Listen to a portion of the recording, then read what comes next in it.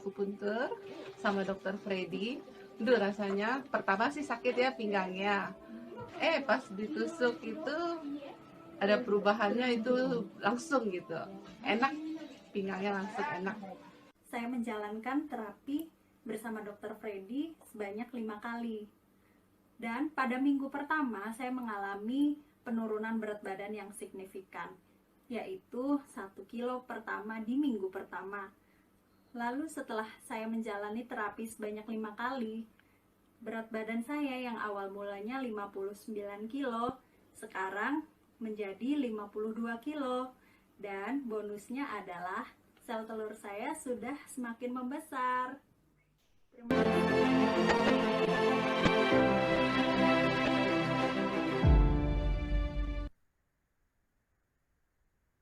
Selamat siang, Prativian dimanapun Anda berada. Hari Kamis lagi dan dalam acara PIL siang hari ini seperti biasa kita akan belajar bersama Dr. Freddy dalam acara Freddy's Journal.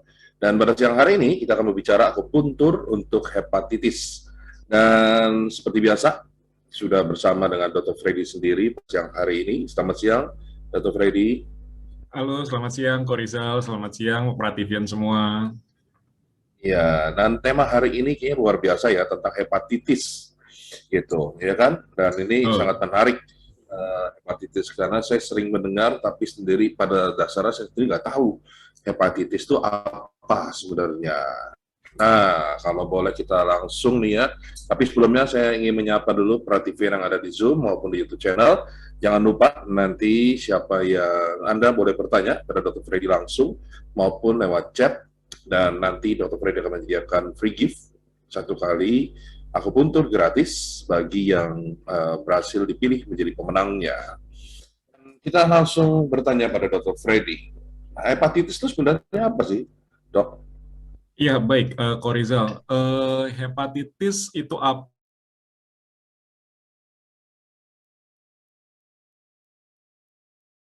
Bahasa kedokterannya itu semua yang berakhiran dengan itis itu berarti artinya radang, Korizal. Jadi radang pada hepar, radang pada liver, radang pada hati. Itulah hepatitis. Gitu. Oke, jadi kalau boleh dijelasin tadi ada radang pada hati, ya kan? Nah, sebenarnya apa sih hati dan kegunaannya sehingga kok bisa mengakibatkan radang gitu? Oh ya, boleh. Mungkin boleh tolong dibuka slide-nya, di slide yang pertama. Nah, ini. Oke. Nah, jadi bisa kita lihat, jadi Bapak Ibu, teman-teman Prativian semua, hati atau bahasa ilmiahnya itu adalah liver atau hepar, ya, itu sama, liver, hepar, hati itu sama. Itu lokasinya bisa kita lihat di gambar ya. Jadi lokasinya itu di bagian atas dari perut, ya. Jadi persis di bawah dada, di sebelah kanan, ya, dominannya sebelah kanan. Itu kalau pada gambar itu warnanya merah itu. Ya, ada tulisannya liver. Nah, itulah liver kita, hepar kita, hati kita, itu sama. Berapa besar di Kenapa? Berapa besar liver itu? Seberapa besar? Besar sekali, Korizal. Oh. Besar sekali. Jadi besarnya itu lebih besar daripada jantung, lebih besar daripada lambung. Jadi ukurannya besar. Dan itu padat ya, Korizal ya, dan teman-teman Prativian. Jadi dalamnya itu bukan berongga-rongga kayak usus kita, kayak paru-paru kita.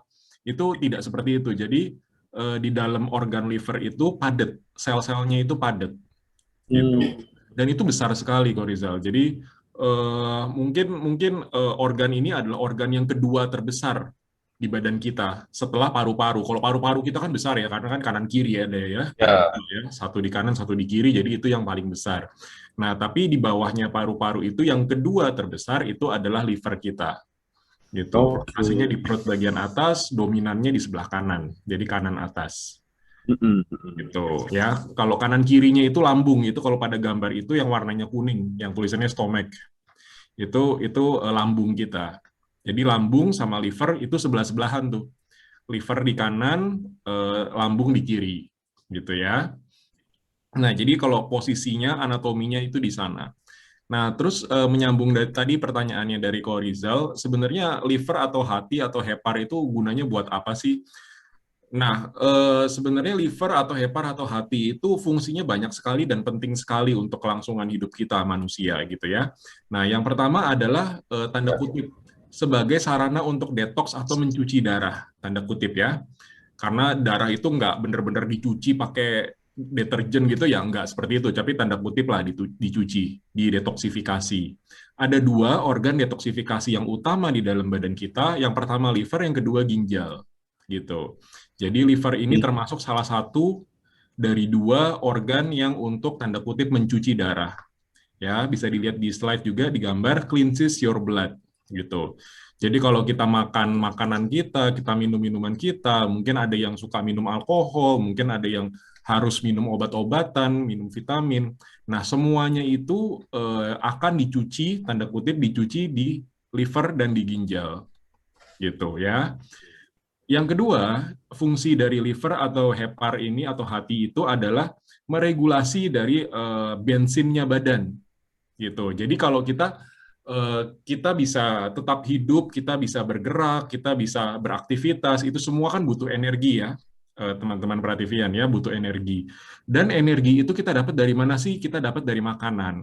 Nah, makan kita kan nggak makan 24 jam terus gitu kan enggak. Kita makan mungkin 3 kali sehari, pagi, siang, malam. Nah, di antaranya kan mungkin kita nggak makan, tapi kita tetap memiliki energi untuk beraktivitas. Nah, energi itu dapat dari mana? Nah, pada saat kita makan, jumlah kalori-kalori, jumlah energi yang kita makan itu sebagian akan disimpan nih, Korizal dan teman-teman Prativian disimpan di dalam liver ini, di dalam hati ini. Gitu. Jadi, pada saat mungkin jam 3 siang, mungkin jam berapa? Jam 10 pagi, kita pada saat lagi tidak makan, kita masih punya cadangan energi.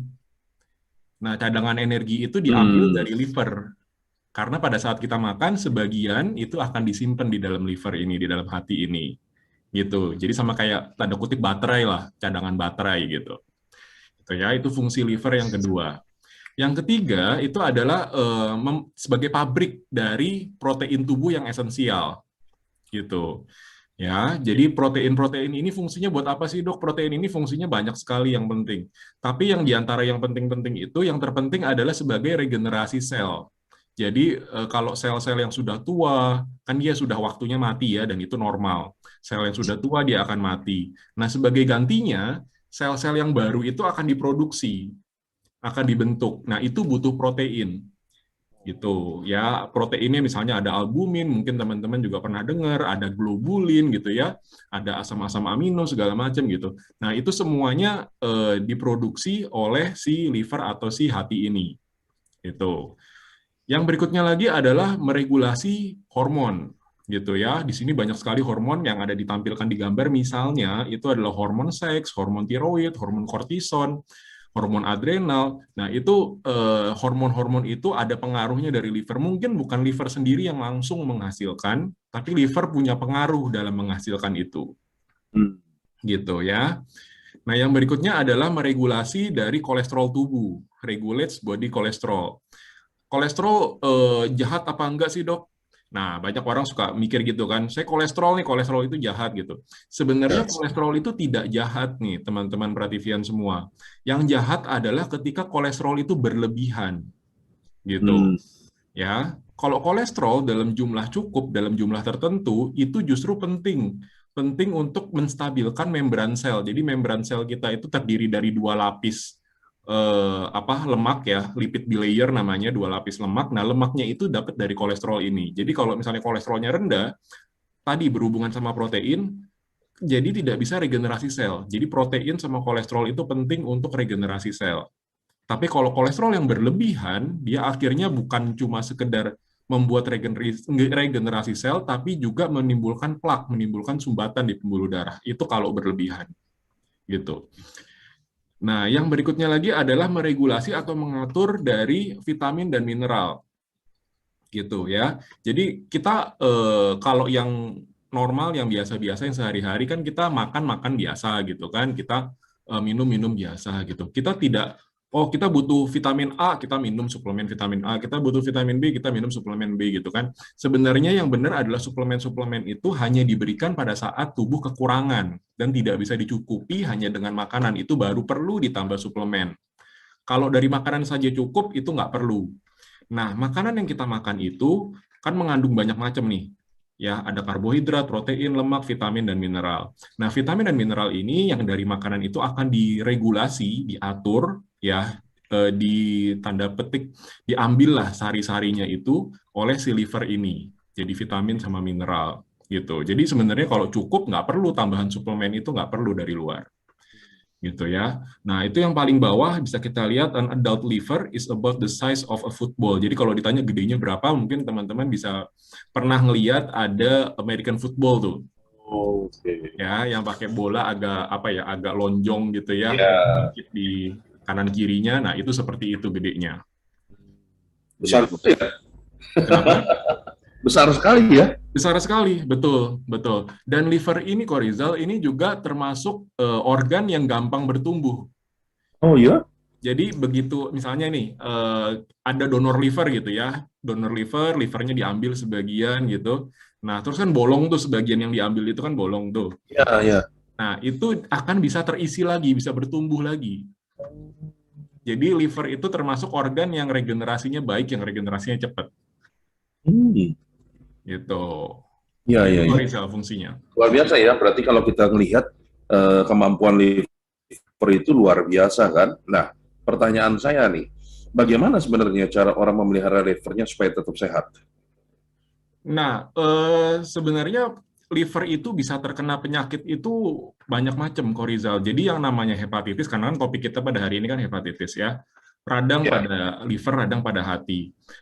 Radang pada liver atau radang pada hati itu nggak semuanya karena virus, Korizal dan teman-teman Prativian. Jadi yang dibilang saya hepatitis A, hepatitis B, C, dan seterusnya, itu adalah virus-virus gitu. Jadi ada yang namanya virus hepatitis A, virus hepatitis B, virus hepatitis C, dan seterusnya. Itu virus-virusnya. Tapi, apakah hanya virus aja nih yang mengakibatkan hepatitis? Enggak, tidak. Karena banyak sekali penyebab-penyebab yang lain yang membuat seseorang itu terkena hepatitis. Contohnya nih yang bukan virus, misalnya banyak makan lemak, gitu. Namanya steatohepatitis atau biasa dikenal di masyarakat itu namanya fatty liver. Mungkin pernah dengar. Hmm. Livernya berlemak. Jadi fatty liver itu termasuk bagian dari virus. Oh, bukan, bukan. Jadi virus itu sendiri, yang lainnya sendiri. Jadi penyebab Oke. hepatitis itu tidak hanya virus nih, Korizal dan teman-teman Prativian. Jadi Hmm. penyebab lain selain virus yang membuat hepatitis, misalnya ada fatty liver atau steatohepatitis. Misalnya kita minum alkohol dalam jumlah berlebihan, itu juga bisa bikin hepatitis gitu. Itu juga bisa. Gitu. Kita minum obat-obatan banyak gitu ya, overdosis itu juga bisa membuat hepatitis. Oke, jadi kalau begitu hepatitis itu sendiri itu apa ya? Nah itu, hepatitis itu artinya radang pada liver, radang pada hati. Yang pada liver dan itu disebabkan oleh virus. Nggak mesti oleh virus. Harus. Salah satunya adalah Salah virus. satunya iya. Tapi yang lain juga ada penyebab yang lain. Oh, jadi sebenarnya fatty liver itu pun juga bagian dari hepatitis. Hampir hepatitis karena dia sudah diselubungi lemak. Kalau dia berlanjut, dia namanya jadinya steatohepatitis. Oh, I see. Jadi hepatitis karena lemak. Ya, oke. Nah, sekarang kalau kita bicara hepatitis itu sendiri kan, yaitu, ya kan. Nah, itu penyebabnya apa sih sebenarnya bisa sampai liver itu kemasukan virus? Kemasukan virus ya, berarti kita bahas tentang penyebabnya yang virus ya, berarti ya. Ya, betul. Jadi mungkin boleh digeser ke slide berikutnya. Nah ini kita bahas dulu ke gambar yang sebelah atas sedikit ya, teman-teman Prativian. Jadi kalau misalnya kita mengambil topik hepatitis pada hari ini, itu karena sebenarnya kemarin tanggal 28 Juli itu kita merayakan World Hepatitis Day, jadi Hari Hepatitis Sedunia, gitu ya, setiap tanggal 28 Juli. Nah, temanya pada tahun ini itu adalah Hep can't wait. Jadi Hep cannot wait gitu. Jadi hepatitis tidak bisa ditunggu, ditunda gitu. Nah, ada survei yang sedikit menarik ya di sini bahwa ternyata 9 dari 10 orang itu walaupun di badannya itu punya hepatitis, mereka tidak tahu, Korizal dan teman-teman Partivian. Jadi tidak sadar. Jadi ada 10 orang yang kelihatannya normal, dari luar normal, tidak merasakan apa-apa, ternyata 9 orang di antaranya itu ada hepatitis di dalam badannya. Oh, Ya, hepatitis karena apapun ya, jadi tidak hanya karena virus seperti tadi sudah dijelaskan, bisa karena virus, bisa karena penyebab yang lain. oke. Gitu. Ya, nah lalu berlanjut ke gambar di sebelah bawahnya itu menyambung pertanyaan tadi Korizal. Jadi hepatitis virus itu masuknya lewat mana? Jadi sebenarnya virus hepatitis itu ada macam-macam. Ada hepatitis A, B, C, D, dan E. Ya, ini yang sudah diakui dan sudah banyak dilakukan penelitian dan sudah banyak diuji segala macam. Ini ada 5 hepatitis virus yang pokok, yang utama. Selain itu di luar 5 ini ada 2 lagi sebenarnya yang masih masih abu-abu, masih kabur, yaitu hepatitis F dan hepatitis G, gitu ya. Jadi yang saya masukkan ini yang sudah valid nih, yang sudah terbukti gitu. Nah, yang pertama hepatitis A. Hepatitis A bisa kita lihat di sini, dia bentuk virusnya itu RNA ya, ribonucleic acid, terus transmisinya kalau menjawab tadi pertanyaan Korizal itu dari makanan nih, fecal oral route. Jadi makanan atau minuman kita pokoknya yang masuk dari mulut itu ada yang terkontaminasi sama virus hepatitis A, itu bisa membuat orang ketularan virus hepatitis A ini. Gitu. Ya, masa inkubasinya 14 sampai 28 hari. Jadi sekitar setengah bulan sampai 1 bulan masa inkubasi. Masa inkubasi mungkin teman-teman udah tahu ya. Jadi masa inkubasi itu adalah masa di mana virus itu masuk tapi masih menimbulkan gejala sampai gejala itu muncul. Jadi sejak masuk sampai gejala itu muncul itu namanya masa inkubasi. Gitu. Ya. Nah, kita lanjut ke bagian paling bawah, ada vaksinnya nggak? Ada, teman-teman. Jadi hepatitis A itu sudah punya vaksin. Ya, jadi hepatitis A juga punya vaksin. Jadi yang terkenal kan vaksin hepatitis B, B gitu kan. Nah, tapi ternyata hepatitis A itu juga punya vaksinnya. Nah, lalu berlanjut ke hepatitis B nih. Ini yang terkenal juga nih, hepatitis B. Ini transmisinya itu melalui darah dan cairan tubuh yang lain. Ya, cairan tubuh yang lain. Bisa hubungan seksual yang tidak aman, itu juga bisa membuat ketularan virus hepatitis B. Masa inkubasinya 30 sampai 180 hari, jadi 1 sampai 6 bulan. Ini lama nih. Makanya tadi dikatakan 9 dari 10 itu sebenarnya udah punya hepatitis, tapi nggak tahu. Gitu. Ya, terus abis itu vaksinnya juga sudah ada. Hepatitis C ini juga sama melalui darah. Gitu ya, masa inkubasinya lebih cepat, 14 hari sampai 6 bulan. Ini belum ada vaksinnya. Nah, lalu hepatitis D, delta ya. Ini juga sama seperti hepatitis B. Kenapa? Karena hepatitis D ini dia unik. Dia butuh si virus hepatitis B untuk masuk. Gitu. Jadi kalau misalnya ada hepatitis D masuk di badan itu, hepatitis B-nya juga ada di dalam badan itu. Gitu. Jadi kalau D sendiri aja biasanya nggak mungkin. Jadi kalau B aja sendiri masih mungkin, tapi kalau D aja biasanya ada B-nya juga di dalam badan orang itu. Jadi nebeng ya, dia nebeng ya dengan B ya. Nebeng, betul sekali. Gitu ya. Nah, ini juga belum ada vaksinnya. Nah, hepatitis E, ya hepatitis E itu masa inkubasinya 14 sampai 70, transmisinya juga melalui mulut. Ya, melalui mulut, makanan atau minuman. Nah, ini ada vaksinnya cuma baru disetujui di China. Jadi belum ada di negara lain karena belum disetujui regulasinya. Gitu kok Rizal. Oke, ini kalau ngelihat hepatitis ya dari A, B, C, D, E, bahkan ada yang katanya masih semu F dan G gitu ya. Betul. Oh, ini penamaannya kok seperti nama Android ya dari ini A, B, C, D, E ini bagaimana sih cara merumuskannya? Nah, jadi ini juga sering kebalik nih, sering ketukar. Masyarakat juga sering saru bahwa mengira bahwa hepatitis B itu lebih berat daripada A, hepatitis C itu lebih berat daripada B gitu kan. Oh, saya kena hepatitis A, oh saya masih ringan gitu. Oh, saya kena hepatitis B, berarti saya udah lebih berat daripada itu gitu. Sebenarnya nggak ada hubungan, Korizal dan teman-teman Prativian, tentang hepatitis apa itu dengan keparahannya. Itu nggak ada hubungan. Jadi hepatitis A bisa parah nggak? Bisa. Bisa ringan nggak? Bisa. Hepatitis E bisa parah nggak? Bisa ringan nggak? Bisa juga. Gitu. Jadi A, B, C, D, E nanti ada F, G itu diambil dari urutan penemuannya, kok Rizal. Jadi yang A itu ditemukan duluan, makanya dibilang hepatitis A. Lalu dilanjutkan, udah ketemu lagi hepatitis B virusnya, nah itu dinamakan hepatitis B. Ketemu lagi yang C, ketemu lagi yang D, ketemu lagi yang E. Gitu. Jadi Jadi yang duluan ketemuan.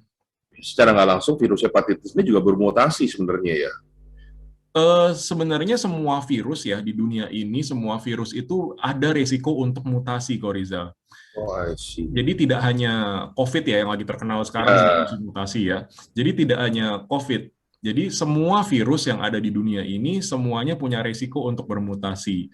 Nah ini kalau Korizal dan teman-teman lihat di slide itu yang bagian paling atas, baris paling atas itu ada RNA dan DNA ya. Ya. RNA dan DNA. Nah ini adalah struktur genetiknya dari virus itu. Gennya, gen dari si virus itu. Nah, virus-virus yang RNA itu lebih mudah bermutasi.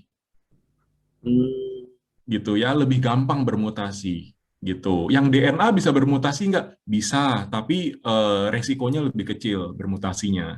Yang RNA itu dia lebih gampang bermutasinya. Nah, virus COVID ini yang sekarang itu adalah virus RNA nih, Korizal. RNA. Ya, jadi dia lebih cepat, lebih gampang untuk bermutasi.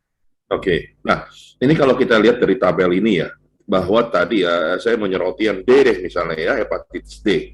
Dia tidak dapat hadir kalau tidak nebeng dari B ya. Betul. Nah, B sudah ada vaksinnya, berarti otomatis hepatitis D juga dapat ditanggulangi dong.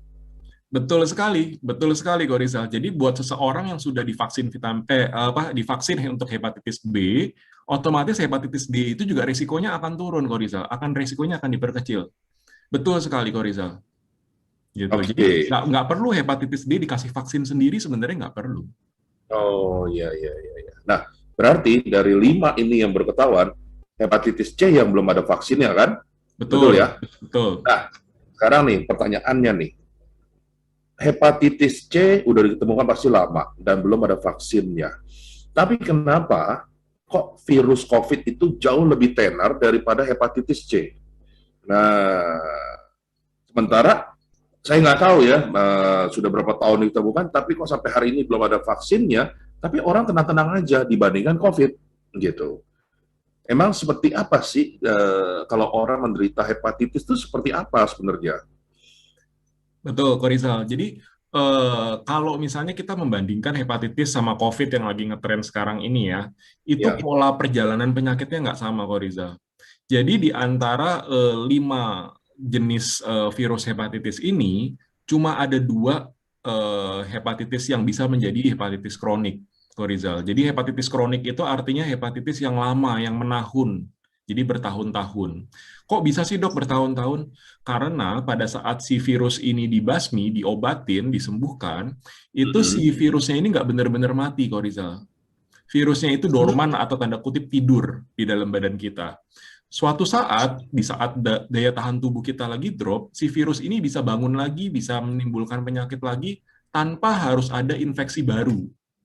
Tanpa harus kemasukan virus baru. Jadi virusnya yang tidur itu bangkit lagi, bangun lagi. Wow. Tuh. Nah, 2 virus hepatitis yang bisa seperti itu adalah virus hepatitis B dan C. Ya, Bravo dan Charlie, B dan C. Itu yang bisa seperti itu. Nah, beda dengan COVID bahwa kalau misalnya COVID itu gejalanya dia akan heboh gitu ya. Bahkan kalau misalnya yang kena gejala berat atau gejala kritis bisa sampai meninggal gitu kan. Nah, kecuali kalau misalnya dia ikutnya yang OTG atau enggak yang gejala ringan gitu, kita beda cerita itu. Tapi buat orang-orang yang terkena dan menimbulkan gejala berat sampai gejala kritis, itu ada risiko besar untuk meninggal. Apalagi tidak divaksin, belum divaksin. Nah, hepatitis B dan hepatitis C bisa menimbulkan kematian? Nggak bisa. Tapi dia biasanya lama, butuh waktu, Korizal. Gitu, butuh waktu. Jadi hitungannya bukan hitungan hari. Kalau COVID kita lihat kalau misalnya dia masuk gejala berat dan gejala kritis, dia hitungan hari. Gitu. Nah, itu yang menyebabkan COVID itu sepertinya lebih heboh, lebih apa ya, membuat orang panik, membuat orang kok begini ya, kok begitu ya gitu. Iya, padahal sama-sama virus ya. Sama-sama virus. Sama-sama virus, tapi kayaknya lebih tenarnya COVID gini ya, karena dia cepat sekali. Nah, kalau COVID kan ketahuan ya, ciri-cirinya orang kalau menderita COVID seperti apa gitu ya, lemas, nggak nafsu makan, dan hilang penciuman. Kalau hepatitis, apalagi dengan penelitian 9 dari 10 orang tidak menyadari bahwa mereka hepatitis. Nah, sebenarnya ya, bagaimana sih kita tahu bahwa seseorang menderita hepatitis atau tidak? Nah, saya balik nanya dulu nih. Kalau Korizal taunya apa nih? Kalau seorang kena hepatitis, gejalanya apa yang Korizal tahu? Justru misalnya kayak adik saya ya, saya baru tahu adik saya itu penderita hepatitis. Cuman saya nggak ngerti lebih dalam, tapi katanya orang dari zaman dulu saya tahu kalau hepatitis itu rata-rata seperti kayaknya muka pucat kuning gitu ya, kayak penyakit kuning itu juga kayak apa bagian dari hepatitis. Cuman itu yang saya tahu. Nah, selebihnya saya tidak pernah mendengarkan bahwa hepatitis itu termasuk penyakit yang berbahaya gitu. Menaun iya. Nah, jadi makanya bagaimana sih dapat melihat bahwa seseorang menderita hepatitis atau tidak itu dari mana? Ya, Secara gejala fisik ya maksud saya. ya, untuk menjawab itu boleh kita lihat slide-nya lagi, balik ke slide yang pertama tadi.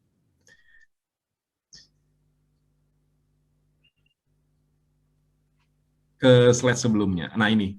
Nah, ini di gambar sebelah kanan ya, itu ada tulisannya symptom of liver disease. Jadi ini gejala-gejalanya. Ya, nah itu betul. Oke. Nah, jadi yang tadi Korizal katakan bahwa seorang itu akan kelihatan mukanya kuning gitu ya. Nah, itu yang namanya jaundice, Korizal dan teman-teman Prativian. Namanya jaundice. Itu salah satu aja dari gejala penyakit liver atau hepatitis ini. Apakah semua orang akan muncul kuningnya?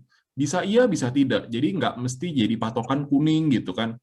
Nah, apakah kuning itu udah pasti hepatitis? Belum tentu juga, kok Rizal. Kalau misalnya dia kena penyakit yang namanya penyakit kandung empedu, ya, kandung empedunya tersumbat gitu ya. Nah, itu juga bisa menimbulkan gejala fisik yang kuning. Sama. Jadi kuning itu memang gejala liver, tapi belum tentu. Harus dilihat dari gejala-gejala yang lainnya. Tidak bisa mengandalkan satu gejala aja. Yang kedua, dia ada pembengkakan, terutama bengkak di daerah perut. Gitu ya. Dan kalau dia sering berdiri, bengkaknya dia akan turun ke kaki. Oh. Gitu. Nah, ini bengkak-bengkak ini nggak sama. Misalnya orang yang suka sakit jantung, ada penyakit jantung, terutama gagal jantung, ya heart failure, itu juga mempunyai tanda seperti ini, bengkak juga. Tapi bengkaknya lokasinya berbeda. Lokasi pada gagal jantung, bengkaknya biasanya di kaki. Gitu. Tapi kalau yang penyakit liver, bengkaknya biasanya di abdomen, di perut kita. Gitu. Yang ketiga, gejalanya adalah sakit. Ya, pada saat ditekan terutama di daerah perut sebelah kanan kan karena lokasi liver atau lokasi hati kan di sana ya, di perut sebelah kanan atas. Nah, pada saat ditekan itu akan merasa nyeri. Ditekan nyeri ya? Ditekan nyeri. Nah, coba Korizal tekan dulu. Nyeri nggak? Saya lagi nekan tapi nggak nyeri. Nggak nyeri Lapar ya? saya. Lapar ya? Nah, jadi itu. Jadi karena dia... Seperti apa, Fred? Kenapa? Nyerinya seperti apa kalau ditekan? Kalau yang sebelah kanan itu? Nyerinya seperti apa ya? Misalnya, Korizal pernah usus buntu nggak? Appendicitis? Enggak, tapi saya empedu ya pernah. Pernah empedu? Batu maksudnya? Diambil sih, ada batu empedunya. Sakit Atau nggak nyerinya waktu itu seperti ini, seperti nyeri batu ginjal. Enggak, nyeri beda. Batu ginjal nyerinya dia hilang timbul, beda. Kalau ini nyerinya nyeri terus-terusan. Oh. Beda. Jadi nyerinya misalnya apa ya? Misalnya nyerinya memar gitu kan. Misalnya memar gitu ya, yang gampang lah. Memar, habis itu biru gitu ya, di tangan gitu misalnya biru. Pada saat kita tekan kan kita sakit tuh. Oh iya, iya, iya, iya. Nah, jadi yang namanya hepatitis atau radang pada liver, dia tidak bisa lepas dari tanda-tanda radang. Kalau kita di kedokteran selalu ada yang namanya tanda-tanda radang, rubor, kalor, dolor, tumor, fungsiolesa, itu gampangnya seperti itu. Jadi ada kemerahan, ada panas, ada nyeri, ada penurunan fungsi gitu. Jadi tanda-tanda radang itu juga pasti ada gitu. Jadi yang ketiga itu gejalanya ada nyeri di daerah perut sebelah kanan atas. Ya, yang keempat itu fatigue, betul tadi yang katanya Korizal, orang jadi lemes gitu ya, gampang capek, lemah gitu kan. Nah, itu fatigue gitu. Karena fungsi liver tadi kan salah satunya kan untuk cadangan bensin, cadangan baterai untuk badan. Ya, betul. Ya, jadi fatigue ini karena itu. karena livernya bermasalah. Yang berikutnya Jadi lagi gampang adalah lemes weight loss. maksudnya ya. Ya, kenapa? Kenapa Pak Fatigue Rizal? itu berarti gampang lemes ya. Iya, gampang Bukan lemes, gampang capek. karena dia bekerja keras atau apa gitu, tapi maksudnya nggak ngapa-ngapain pun lemes gitu. Betul. Tidur-tiduran aja gitu ya di kasur, kerjaannya cuma pergi ke meja makan, pergi ke toilet, itu pun juga bisa bikin capek Oke. gitu. Nah, yang berikutnya yang terakhir adalah weight loss, berat badannya turun. Karena tadi liver itu kan fungsinya salah satunya kan sebagai cadangan energi. Kita makan, kita numpukin energi, numpukin kalori itu di dalam hati, di dalam liver. Nah, pada saat livernya itu bermasalah, otomatis cadangan energinya itu tidak bisa ditangkap, tidak bisa ditampung secara sempurna. Makanya terjadi penurunan berat badan kita. Oke. Gitu. Inilah gejala-gejalanya. Berarti simptom kelima ini menunjukkan bahwa saya sehat, ya kan? Saya bukan bengkak ya, kalau bengkak itu beda. Karena berat badan saya kan masih stabil. Oke, jadi ini yang benar-benar kelihatan secara fisik ya, Betul. gitu ya, bahwa dari misalnya contoh weight loss itu dari berat badan kelihatannya seberapa, tiba-tiba cepat banget gitu ya dia menurunnya ya. Menurunnya cepat, betul. Karena nanti hepatitis ini nggak cuma berhenti di hepatitis, Korizal dan teman-teman Prativian. Hepatitis kalau nggak diobatin, perjalanannya akan berjalan terus, berlanjut terus. Jadi hepatitis ini bukan mentok di hepatitis, dia akan berjalan lagi ke penyakit yang lainnya. Oh begitu. Ya.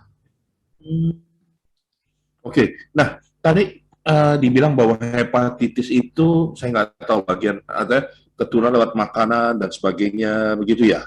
Betul. Artinya kalau orang itu menderita hepatitis kita nggak tahu bahwa banyak katanya tadi 9 orang normal itu dari 10 merasa bahwa dari 9 itu bahwa mereka tidak menderita hepatitis tidak ketahuan. Nah, kalau kita ketemu teman nih makan sama-sama dan sebagainya, mencicipi makanan dia apakah akan tertular atau tersentuh dengan keringatnya saat berolahraga? Apakah itu akan menular? Nah, bagus sekali pertanyaan nih, Korizal. Jadi, yang dinamakan tadi kan jalur utama penularan itu hepatitis apapun ya. Jalur penularan utamanya itu pertama dari fekal oral, jadi dari mulut, gitu ya. Yang kedua itu tuh dari cairan tubuh, dari darah, dari hubungan seksual, gitu ya. Nah, itu jalur utamanya tuh dua itu, dari mulut dan dari cairan tubuh. Nah, kalau tadi ditanya, kalau kita makan gitu kan, berarti dari liurnya begitu kan, itu bisa ketularan apa tidak gitu. Nah, terus juga kalau dari keringatnya bisa ketularan apa tidak gitu. Nah, dari liur maupun dari keringat, ternyata virusnya itu juga sudah ada, Korizal. Gitu. Jadi, virusnya itu juga ditemukan di dalam liur, di dalam ludah, dan juga ditemukan di dalam keringat. Nah, tapi dari penelitian, dari liur dan dari keringat, ataupun nanti dari air mata gitu ya misalnya. Nah, itu jumlah virusnya ada tapi jumlahnya masih terlalu sedikit kok Rizal untuk bisa menularkan. Oh.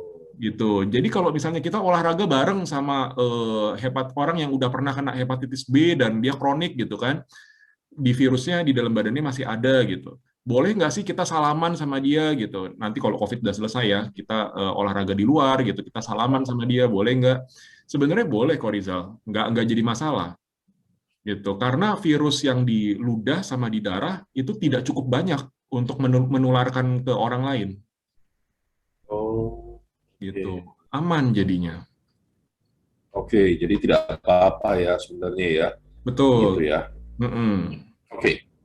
Nah, gini, Fred. Kita tahu bahwa COVID itu bicara virus dan itu sangat menakutkan ya. Tingkat kematiannya cepat dan sebagainya. Nah, sekarang nih, saya ada 2 pertanyaan. Tadi gejala fisik dari 5 simptom tadi, apakah itu mencakup seluruh hepatitis dari A sampai E? Itu yang pertama. Ya, yang kedua, seberapa ininya sih parahnya kalau orang menderita hepatitis dan tidak terdeteksi, gitu. Akibatnya apa dan berapa lama waktunya mereka? Gitu. Oke. Ke pertanyaan pertama dulu ya. Jadi gejala-gejalanya itu berlaku untuk semua hepatitis, Korizal. Nah, tapi apakah semua gejala itu akan muncul? Belum tentu, Korizal. Jadi ada orang yang mungkin lemes doang gitu kan, nggak muncul kuningnya, itu juga ada. Ada orang yang mungkin penurunan berat badan aja gitu kan, yang turunnya banyak gitu, tapi nggak ada bengkak-bengkak, ya bisa juga. Jadi 5 gejala tadi itu juga termasuk dalam 5 jenis virus yang tadi, virus hepatitis tadi, maupun penyebab lain selain virus ya. Jadi jangan lupa hepatitis itu tidak hanya soal virus-virusan, masih banyak penyebab yang lain selain virus. Nah, itu juga berlaku untuk hepatitis-hepatitis yang lain maupun 5 jenis virus yang tadi, tapi tidak harus semuanya ada, gitu. Tidak harus semuanya ada. Makanya tadi gejala-gejala tadi itu tidak definitif, tidak kita bisa langsung memvonis seseorang itu kena hepatitis. Itu hanya sebagai alarm sign atau warning sign kita untuk kita periksa lebih dalam lagi. Kita biasa periksa USG, kita periksa CT scan gitu. Nah, itu kita cek darah gitu. Nah, itu juga gunanya untuk mempertajam dugaan kita di awal tadi. Ya. Gitu ya. Nah, untuk pertanyaan kedua, boleh tolong dibuka slide berikutnya.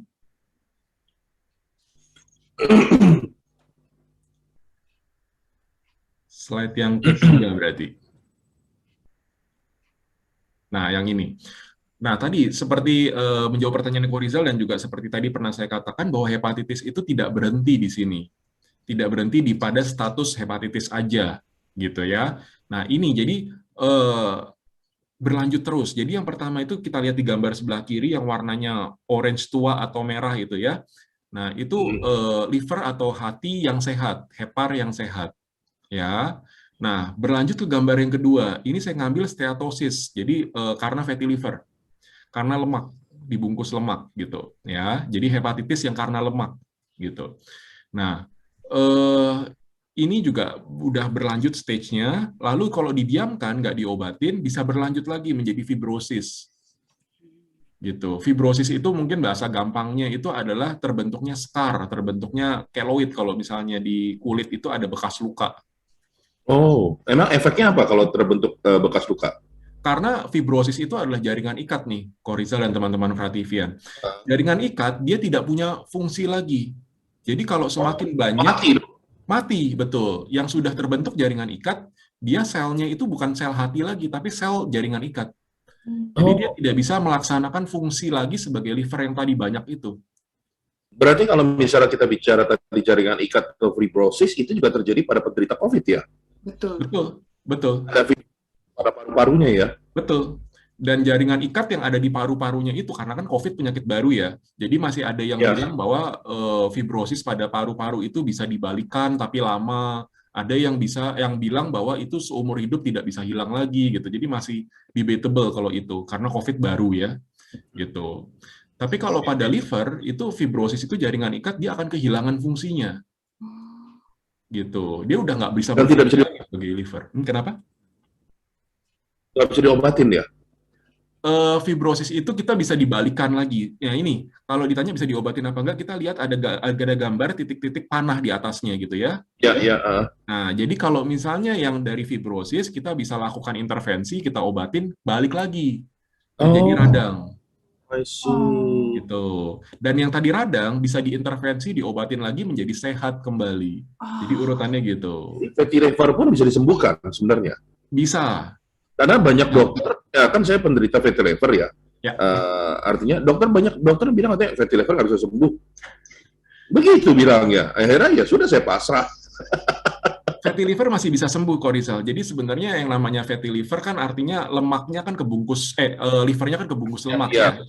Betul ya. Nah, sebenarnya asal diakibatkan oleh makan yang jelek kan biasanya itu ya. Nah, kalau kita kontrol makanan kita jaga, lemaknya dibatasin gitu ya. Nah, lemak-lemak yang ada di dalam liver itu pelan-pelan dia akan terpakai, Ko Rizal. Jadi lemak-lemaknya pelan-pelan akan berkurang. Gitu. Selain dibantu dengan obat-obatan tentunya gitu. Nah, nanti akupunktur pun juga punya manfaatnya di sini. Tapi itu nanti kita bahas di akhir ya. Oke, tapi sebentar, Fred, sebelum masuk ke ini. Tadi bilang bahwa lemaknya dari fatty liver itu dapat terpakai kalau kita atur makanan dan mungkin olahraga dan sebagainya ya. Nah, pertanyaan saya, dari mana seseorang tahu bahwa livernya itu sudah sampai tahapan, masih di tahap fatty atau sudah fibrosis?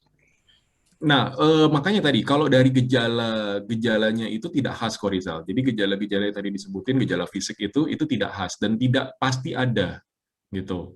Nah, fatty liver atau itu adalah diagnosis secara USG Ya, betul. gitu ya, secara USG. Jadi kalau kita bicara fatty liver, oh ini berarti pasiennya sudah pernah di USG livernya, makanya Oh, disebutkan fatty liver. Nah, oke. fibrosis itu juga bisa terdeteksi dari sejak USG. Nanti bisa dilanjutkan lagi dengan CT scan, itu akan lebih kelihatan lagi. Nah, tapi untuk lebih gampangnya dan juga lebih ekonomis kan USG lebih murah ya. Nah, USG itu nanti bisa kelihatan nih fibrosis. Nah, jadi nanti bisa kelihatan bahwa oh ini udah fibrosis atau sudah menjadi fatty liver atau bahkan sudah sehat kembali setelah ada kemajuan pengobatan Oh, yes. gitu. Oke. Jadi itu bisa dilihat dengan bantuan sih, bantuan alat kok Rizal. Kalau dari Ya, ada gejalanya alat ya. biasanya nggak terlalu khas kalau gejalanya. Ya. Oke, sekarang kita lanjut. Dari fibrosis, kita masuk tahapan apa nih? Nah, dari fibrosis, itu fibrosis kan sudah mulai terbentuk jaringan-jaringan ikat. Walaupun mungkin belum semua kok Rizal. Jadi Ya. ada sebagian yang sudah jaringan ikat, ada sebagian lagi yang masih berupa hati. Sel-selnya masih berupa sel hati, sel liver gitu. Tidak semuanya sel jaringan ikat.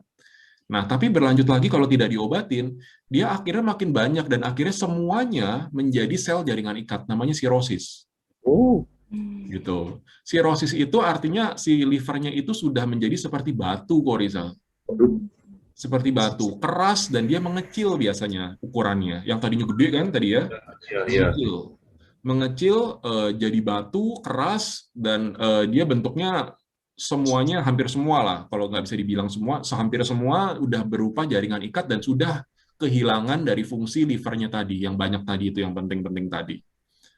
Gitu. Dan kalau ditanya sirosis masih bisa dibalikan nggak? Nah, ini sudah susah nih. Makanya kita lihat tanda panahnya itu kan, titik-titiknya itu kan kecil ya. Udah makin jarang ya. Ya, udah makin jarang gitu ya, tinggal sedikit-sedikit gitu. Jadi, untuk dibalikin, kalau udah mencapai tahap sirosis, dibalikin lagi agak berat. Ini berharap mujizat kali ya. Ya, gitu ya. Nah, terus kalau nggak diobatin lagi, dibiarin aja lah. Nah, akhirnya bisa tumbuh cancer di sana, Korizal. HCC, hepatocellular carcinoma, karsinoma sel hati. Gitu, bisa timbul cancer. Nah, kalau udah cancer ke liver, nah itu biasanya sudah susah sih itu, Korizal. Nah, ini menarik nih. Saya pikir tadi sirosis itu sudah membuat sebenarnya kan udah apa tadi mengecil lalu mengeras itu belum sampai membuat orang mati ya. Banyak kok Rizal, yang pada saat orang sampai sirosis meninggal, tidak sampai cancer, itu banyak yang meninggal. Oh, banyak juga yang meninggal. Betul. Oke. Dan karsinoma atau kanker pada liver, apakah harus didahului dengan sirosis dulu? Enggak. Oh, Enggak. Jadi munculnya kanker pada liver atau pada hati itu bisa perjalanan seperti ini ya, seperti idealnya begini nih, lurus-lurusnya begini ya. dari sirosis gitu. Tapi bisa juga muncul tiba-tiba karena liver maupun paru-paru itu merupakan tempat yang favorit untuk penyebaran kanker. Jadi misalnya kanker apa ya? Kanker misalnya kanker tulang lah misalnya. Dia favorit tuh ke liver maupun ke paru-paru. Gitu. Misalnya kanker apa lagi? Misalnya kanker leher rahim lah pada perempuan, kanker leher rahim gitu. Dan nggak diobatin, Ya. akhirnya udah stadium 4, menyebar kemana-mana. Nah, itu favoritnya tempat kesukaannya itu dia menyebar ke liver sama ke paru-paru. Gitu. Jadi walaupun di livernya sendiri sebenarnya nggak ada masalah, tapi dia penyebaran dari kanker yang lain. Metastasis namanya. Liver sama paru-paru itu favorit. Oke, liver sama paru-paru. Tapi kalau saya lihat dari sini luar biasa ya. Kalau sampai ada orang di level HCC ini, berarti, cukup kuat dia bertahan hidup ya. Sampai akhirnya terjadi kanker dengan cara yang normal seperti ini ya. Iya, betul. Dan ini biasanya waktunya lama nih, Korizal. Tahunan, jadi bukan bulanan nih. Iya, betul. Oke, baik. Oke, Dr. Freddy, di sini juga sudah ada yang bertanya dari Sisaruko, tapi sebelum kita menjawab pertanyaan dari Sisaruko, maka Boy akan lewat dulu. Silakan, Boy.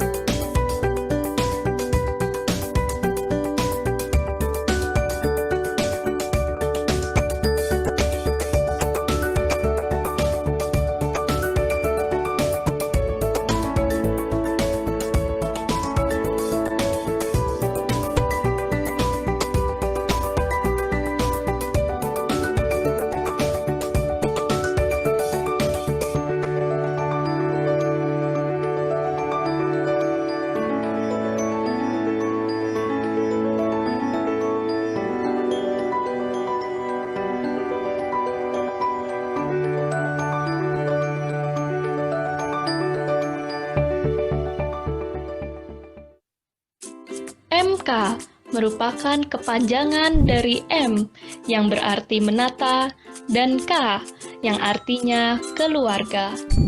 Melly Keong dan Budiman Goh menyadari betul bahwa peran keluarga sebagai sel terkecil sebuah negara harus dikuatkan.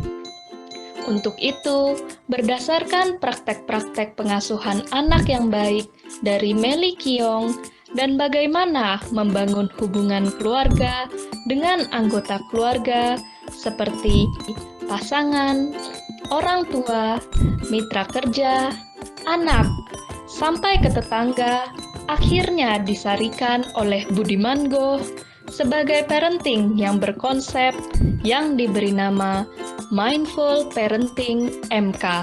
Harapan Melly Keong dan Budiman Goh yaitu agar mindful parenting bisa menjadi DNA setiap orang tua dalam keluarga. Maka, Melly Keong sangat aktif mensosialisasikan ke masyarakat mengenai mindful parenting MK lewat buku-buku yang beliau tulis, seminar-seminar, dan di masa pandemi ini, lewat webinar yang diadakan melalui Zoom. Namun Melly Keong merasa tidak cukup hanya belajar dari seminar atau workshop. Untuk itu, beliau membangun sebuah komunitas menata keluarga dengan tujuan semakin banyak orang tua yang mau terlibat dan berubah. Tidak sampai di situ saja, Melly Keong juga aktif menyuarakan mindful parenting sampai ke tingkat kementerian dan berhasil menjadi mitra kerja BKKBN, Kemendikbud, Kemensos, dan PMK. Bahkan baru-baru ini, beliau juga menjadi salah satu anggota staf ahli mewakili agama Buddha. Besar harapan Melly Keong dan Budiman Goh agar komunitas MK dapat semakin meluas dan semakin menggaung mindful parenting. Sehingga mindful parenting ini dapat tercapai ke seluruh masyarakat agar menciptakan masyarakat Indonesia yang lebih mindful dan lebih berkualitas.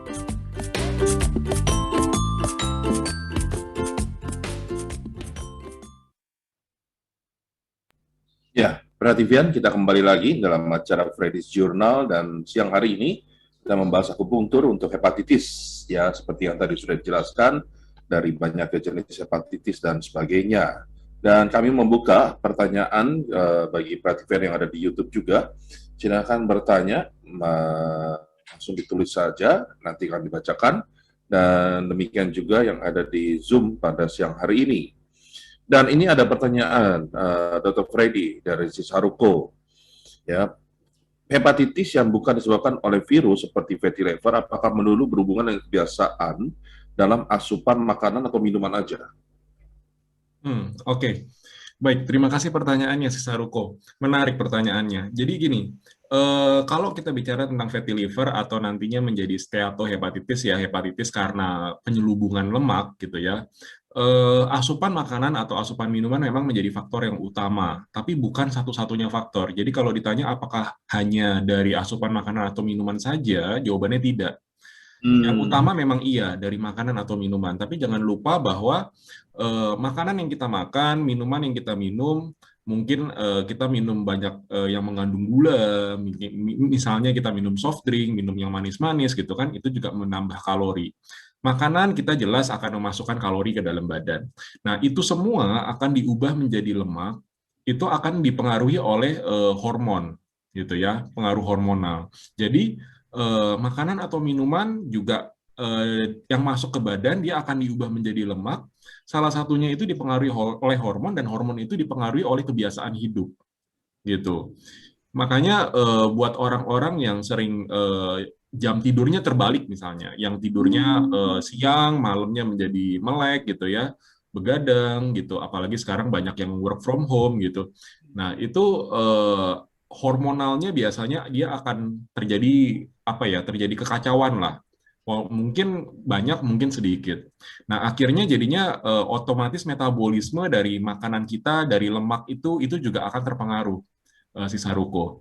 Jadinya itu juga akan membuat fatty liver juga. Walaupun misalnya makanannya itu sebenarnya lemaknya biasa-biasa aja, lemaknya nggak banyak. Mungkin buat orang lain yang siklus hidupnya normal, pola hidupnya normal, dia tidak membuat fatty liver. Tapi buat dia yang pola hidupnya terbalikan, makan makanan yang sama, itu bisa membuat fatty liver. Gitu. Dan jangan lupa pengaruh dari genetik ya. Jadi genetik pun juga memiliki pengaruh di sini. Buat orang-orang yang punya keturunan adanya hepatitis, ada orang-orang yang keturunan dari kanker hepar, kanker liver gitu ya. Nah, itu juga lebih rentan terjadinya hepatitis ini. Oke. Nah, ini kalau bicara fatty liver, saya pengen tahu nih, apakah benar ada orang yang ngomong begini, bahwa kalau orang yang menderita fatty liver, itu perutnya kalau ditekan keras. Padahal tadi kalau saya ngelihat bahwa liver itu ada di sebelah kanan ya, betul, gitu, di atas lagi. Nah, ya kan? Nah, lalu apa hubungannya kok bisa perut tuh sampai di daerah sekitar pusar itu ya kan? Bilangnya katanya keras, itu betul apa tidak sih sebenarnya? Nah, jadi liver itu yang namanya pada hepatitis gitu ya, kalau hepatitis sudah berat, tidak ditangani, liver itu bisa membesar, Korizal dan teman-teman, Pretivian. Jadi liver itu yang tadinya normalnya ada di sebelah kanan atas dari perut, dia bisa membesar, turun ke arah kiri bawah. Jadi membesar sampai turun sampai ke daerah pusar, mungkin kalau nggak ditangani lebih besar lagi sampai ke kiri bawah. Jadi kalau ditekan keras, itu berarti livernya sudah ada pembengkakan, udah besar. Gitu. Karena liver itu normalnya itu tuh ada di kanan atas doang, dan biasanya tidak tertekan atau kalaupun tertekan itu hanya sedikit terasa. Iya. Gitu, tidak sampai ke pusar. Tapi pada saat orang terjadi hepatitis dan yang sudah parah derajatnya, dia bisa membengkak sampai ke daerah pusar, bahkan lebih turun lagi. Nah, beda dengan sirosis nih, Korizal. Pada orang yang sirosis, dia hatinya akan mengecil, bukan membesar. Jadi yang tadinya membesar, lama-lama dia akan mengecil kalau sudah terjadi sirosis. Gitu. Jadi kalau sirosis mengecil berarti otomatis dia punya hubungannya dengan berat badan juga berkurang ya? Berat badan juga otomatis berkurang. Oke, baik. Oke, ini ada pertanyaan lagi dari Sisaruku. Sifat liver yang aktif untuk beregenerasi, apakah bisa diartikan bahwa liver itu lebih mudah ditangani dibandingkan organ lain? Seperti misalnya lungs, ya kan? Karena tampaknya fibrosis pada lungs itu lebih makan waktu. Iya. Jadi bagaimana dengan hati dengan paru-paru, katanya mana yang lebih ini? Sebenarnya lebih kalau mudah kita ditangani. bandingkan gitu nggak bisa dibandingkan secara lurus-lurus aja gitu maksudnya ya, si Saruko. Jadi maksudnya kalau kita bicara soal kecepatan regenerasi, memang liver dia termasuk yang lebih cepat regenerasinya daripada paru gitu. Nah, kalau kita bicara kalau diobatin berarti harusnya lebih cepat dong yang liver, karena kan dia regenerasinya lebih cepat gitu. Betul, kalau sampai situ aja betul. Liver dia akan lebih cepat regenerasi daripada paru karena liver itu regenerasinya lebih bagus, lebih cepat daripada paru. Nah, tapi jangan lupa nih si Saruko bahwa liver itu dia juga sebagai fungsinya dia juga sebagai tempat metabolisme obat-obatan. Gitu ya. Jadi mengobati sakit liver itu tidak segampang mengobati tanda kutip ya, tidak segampang mengobati sakit-sakit di paru. Gitu. Walaupun masing-masing punya kesulitannya sendiri-sendiri, tapi kalau liver dia berhubungan dengan metabolisme obat-obatan. Jadi untuk mengobati liver kita ragu-ragu, kita bukan tanda gimana ya, kita mesti mikir panjang-panjang. Bisa nggak kita menggunakan obat ini, bisa nggak kita mengobati obat itu gitu, menggunakan obat itu gitu. Karena obat-obatannya itu juga nantinya akan di metabolisme dia akan dicuci oleh si liver itu. Gitu. Sementara livernya sendiri juga bermasalah dan itu target pengobatan kita. Gitu. Jadi walaupun regenerasinya lebih cepat betul untuk yang liver daripada paru-paru, tapi pengobatannya itu tidak segampang itu.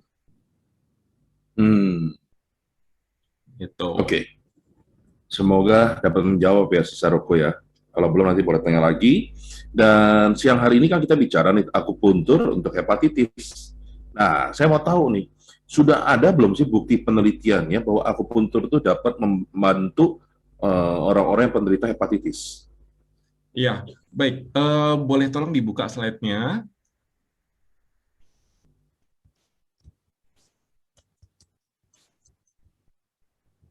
Mm-mm. Nah ini, mungkin boleh di zoom out dulu. Dikecilin dulu, Boy.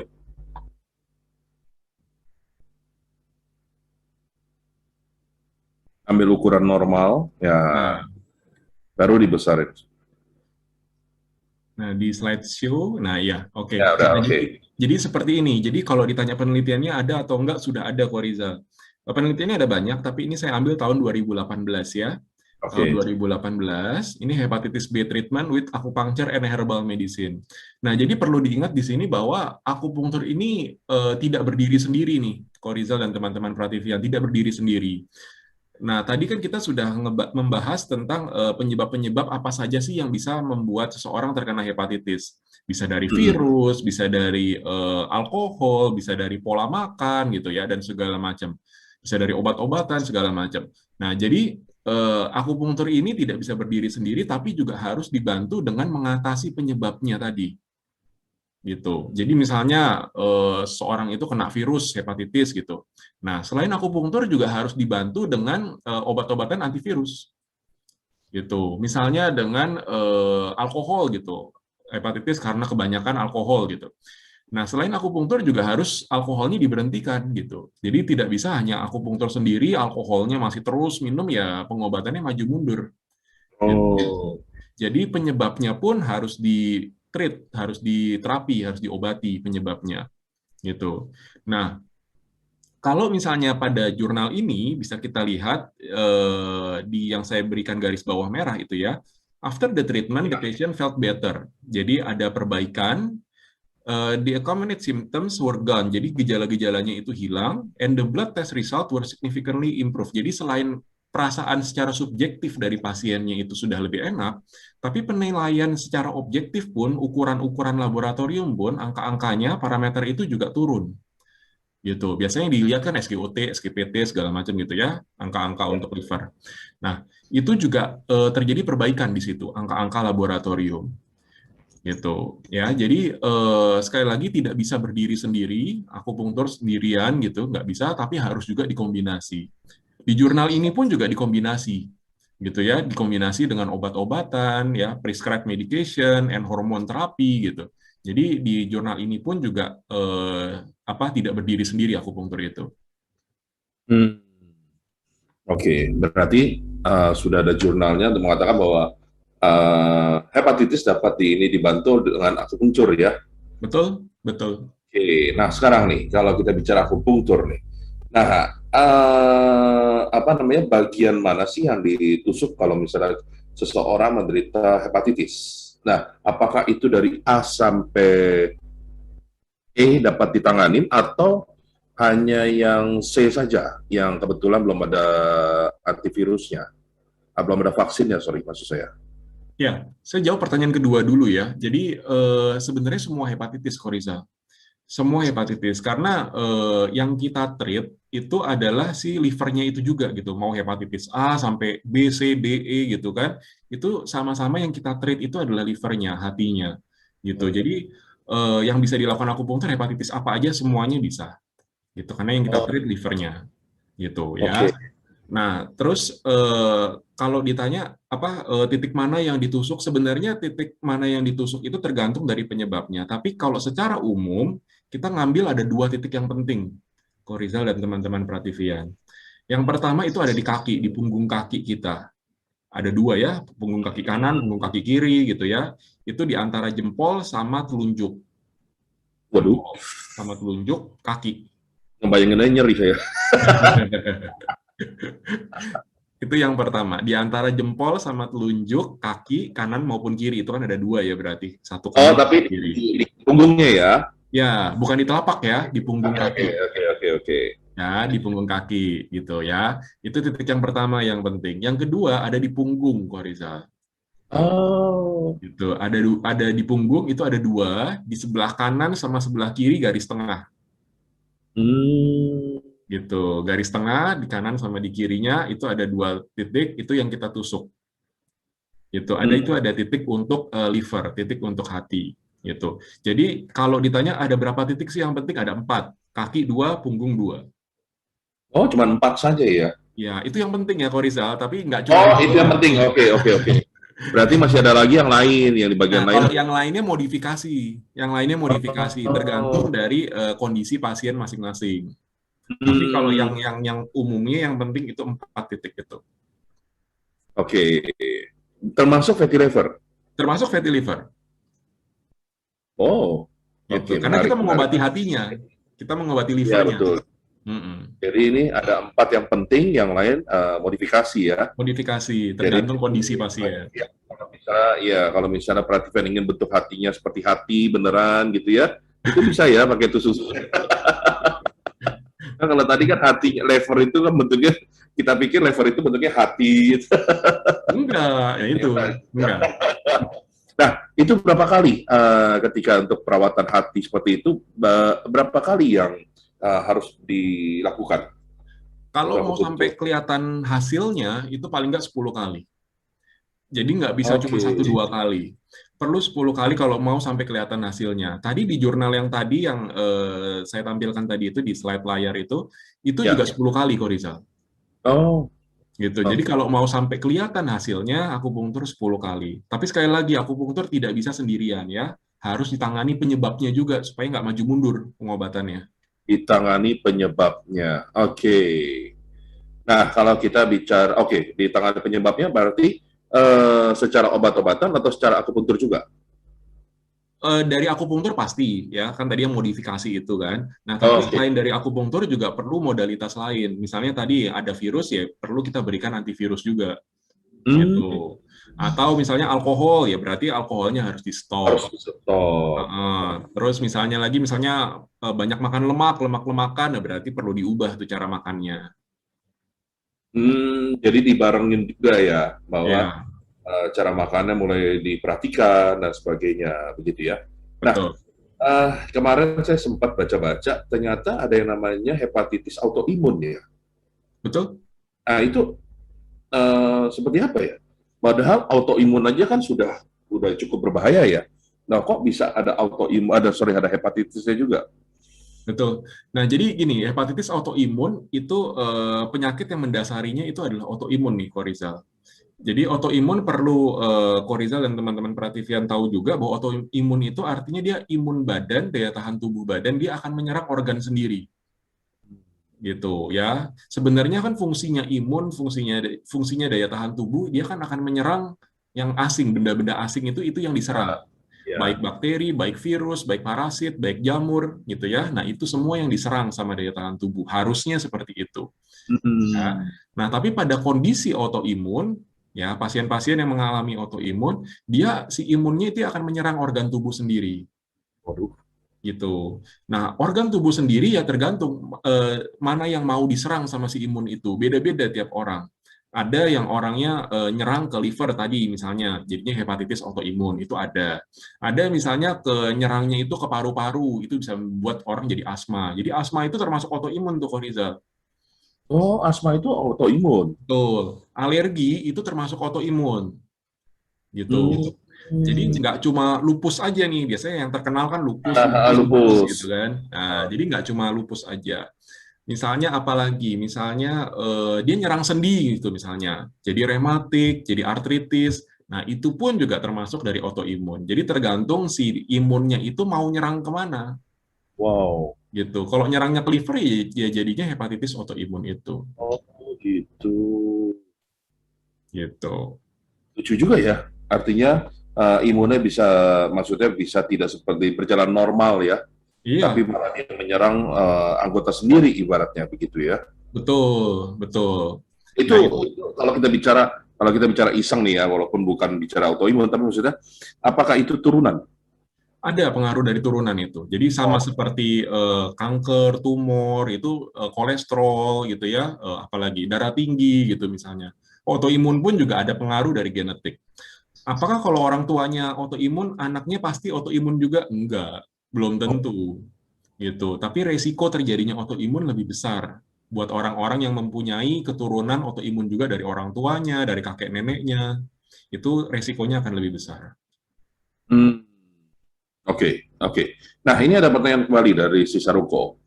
Ya, dari jurnal hepatitis B tersebut dikatakan treatment dengan herbal juga. Nah, 2 jamur yang dipergunakan untuk herbal treatment tersebut, apakah jenis jamur yang umum atau mudah didapat?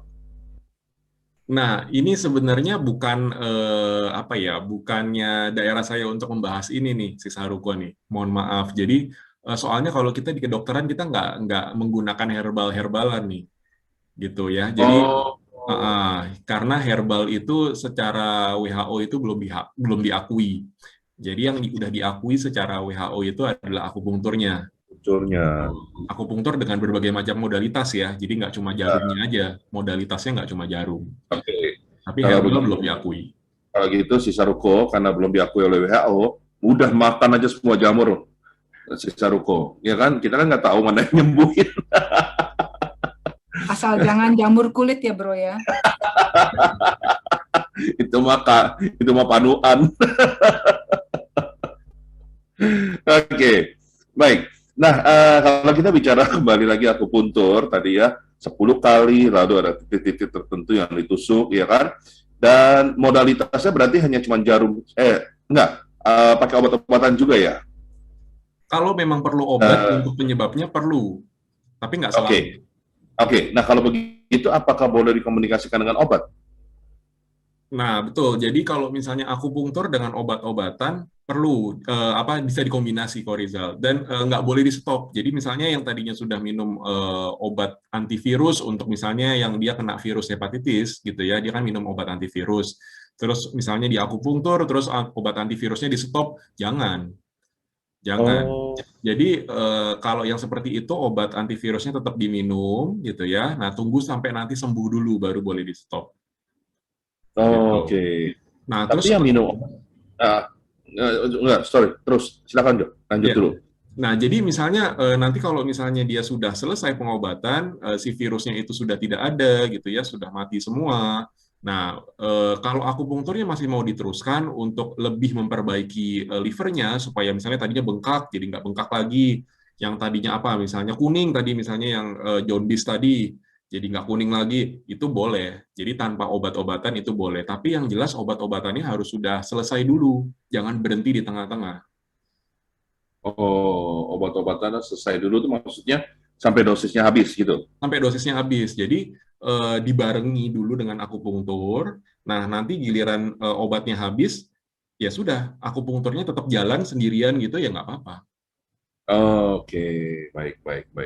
Nah, kalau saya agak penasaran nih, kalau bicara tadi ada obat-obatan antivirus, bukankah tadi dari seluruh hepatitis cuma C yang belum ada vaksinnya, ya kan? Nah, kalau orang ketahuan menderita A, B, D, sama E dan sudah divaksin, apakah dia masih perlu mengkonsumsi obat-obatan juga? Perlu kok Rizal. Jadi pada saat vaksin ini gini, jadi vaksin itu dia tidak mencegah infeksi. Gitu ya. Jadi perlu teman-teman tahu juga bahwa infeksi itu artinya apa? Infeksi itu artinya itu masuknya virus ke dalam badan. Gitu. Begitu juga dengan yang sekarang nih, COVID nih. Jadi seseorang yang sudah divaksin, vaksin hepatitis maupun vaksin COVID, dia tidak bisa mencegah infeksi. Gitu ya. Jadi kalau misalnya si virusnya itu masuk ke badan, ya dia akan tetap bisa masuk walaupun dia sudah divaksin. Nah, bedanya apa kalau gitu? Kegunaan vaksin buat apa? Kegunaannya adalah pada saat si virus itu sudah masuk, sudah terjadi infeksi, nah si virus ini membuat sakit apa tidak? Gunanya di situ. Jadi si virus ini mau masuk ya bakal masuk aja, walaupun dia sudah divaksin. Nah, tapi begitu sudah masuk, apakah si virusnya ini membuat seseorang itu jadi sakit? Apakah OTG? Apakah sakitnya ringan? Nah, itu akan dipengaruhi oleh vaksin. Gitu. Jadi vaksin itu tidak bisa mencegah virus supaya nggak masuk. Itu nggak bisa. Gitu. Tapi dia bisa mengatur respon badan. Respon badan terhadap virus yang udah masuk itu. Itu gunanya vaksin di situ. Dengan kata lain, kalau tadi mendengar penjelasan itu, kalau orang sudah divaksin, misalnya vaksin COVID gitu ya, berarti andai kata dia tidak terkena, berarti dia bisa jadi OTG dong? Dia bisa jadi OTG, atau bahkan setelah si virusnya itu masuk ke dalam badan, virusnya akan langsung dimusnahkan, kok Rizal. Oke, nah kalau nggak dimusnahkan, kalau dimusnahkan oke, tapi kalau nggak dimusnahkan, berarti berbahaya sekali dong? Artinya, kalau kita bicara COVID ya, kita nggak Ya. pernah tahu dong bahwa akhirnya COVID ini kapan berakhirnya. Nah, makanya ada yang bilang bahwa kalau sekarang kan nggak ada yang tahu ya, karena kan virus ini virus baru. Ada yang bilang bahkan virus COVID ini nggak akan pernah bisa hilang. Jadi kita harus belajar untuk berdampingan, hidup bersama dengan Waduh. COVID. Gitu. Waduh. Nah, tapi ya memang vaksin ini menjadi salah satu senjatanya kita gitu. Jadi supaya walaupun kita terkena, ya terinfeksi COVID, entah si virusnya itu langsung dimusnahkan, atau nanti virusnya membuat kita menjadi OTG, atau mungkin gejalanya ringan gitu ya. Nah, itu gunanya vaksin di situ. Supaya pada saat kita terinfeksi, virusnya itu tidak membuat gejala berat, ataupun kritis. Oke. Gitu. Gunanya di situ. Nah, oke, nah sekarang kalau kita bicara COVID, bahwa kalau kata orang kalau sudah penyintas COVID, imun tubuhnya meningkat. Nah sekarang kalau kita balikin ke hepatitis, kalau orang yang menderita hepatitis sudah divaksin, bahkan sudah akupuntur, apakah imun tubuhnya juga meningkat hal yang sama seperti COVID? Sama, Ko Rizal. Jadi pada saat pemeriksaan hepatitis, itu biasanya ada dua yang diperiksa, HBsAg dan anti-HBs. Gitu ya. Misalnya kita ngomong hepatitis B ya, yang terkenal ya hepatitis B. HBsAg kita periksa antigennya, jadi kita periksa si virusnya sendiri. Antigennya, sama kayak COVID lah, sekarang kita periksa antigen gitu ya, hepatitis B juga kita periksa antigennya gitu ya, cuma satu dari swab, satu dari darah gitu. Nah, jadi kita periksa si virusnya sendiri, antigennya, HBsAg. Yang kedua, kita periksa lagi anti-HBs, kita periksa antibody terhadap hepatitis B. Kalau kita bandingkan dengan COVID, ya mungkin zaman dulu lebih terkenal dengan periksa antibody yang ditusuk di jari itu loh.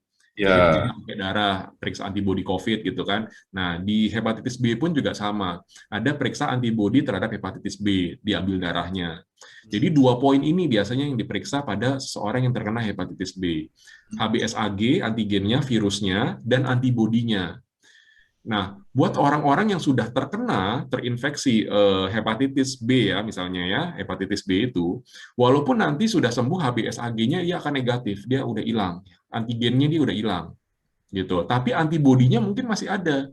Nah, antibodi yang masih ada ini apakah jelek nih dok? Enggak. Justru antibodi yang semakin tinggi ini justru sebagai proteksi, sebagai perlindungan kita, gitu, terhadap masuknya virus hepatitis B yang baru lagi. Nah, orang yang sudah divaksin hepatitis B, antibodinya pun akan meningkat. Gitu. Tapi antigennya akan nggak ada, karena nggak ada virusnya, tapi ada antibodinya. Iya, iya. Gitu. Oke, iya, iya. Berarti kalau kita bicara tentang virus, artinya ketika divaksin, ya otomatis imun tubuh meningkat dan sebagainya, artinya kekebalan tubuhnya semakin bagus ya. Betul. Gitu. Dan sebenarnya itu juga berlaku pada COVID sebenarnya ya. Betul. Betul. Cuma yang membedakan COVID adalah virus ini ganas banget ya.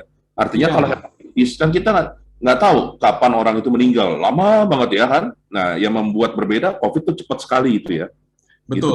Dan mungkin kalau teman-teman juga ada yang melihat di internet ya, ada salah satu dokter dari Filipina itu membandingkan paru-paru, ronsen paru-paru gitu ya, ronsen paru-paru pasien-pasien yang terkena COVID. Ya, jadi pasien yang terkena COVID yang sudah divaksin, vaksin misalnya Sinovac, ada AstraZeneca, ada Pfizer, ada Moderna, dibandingkan dengan ronsen paru-paru pasien yang tidak divaksin. Itu berbeda, Korizal. Penampakannya berbeda. Paru-parunya berbeda. Yang tidak divaksin itu pneumonia-nya banyak. Paru-parunya tuh putih-putih. Tapi giliran yang sudah divaksin, putih-putihnya sedikit sekali. Nah, jadi di sini dikatakan bahwa vaksin itu tidak bisa mencegah infeksi. Yang bisa mencegah infeksi ya itu biasa, ya 5M, 6M sekarang itu. Nah, itu mencegah infeksi. Tapi vaksin dia tidak untuk mencegah infeksi. Tapi kalau sudah terinfeksi, masuk, dia gejalanya itu tidak berat. Gitu. Ya, berarti sebenarnya kalau kita lihat dalam dunia kedokteran, sebenarnya namanya virus itu dari dulu virus apapun sebenarnya berbahaya ya.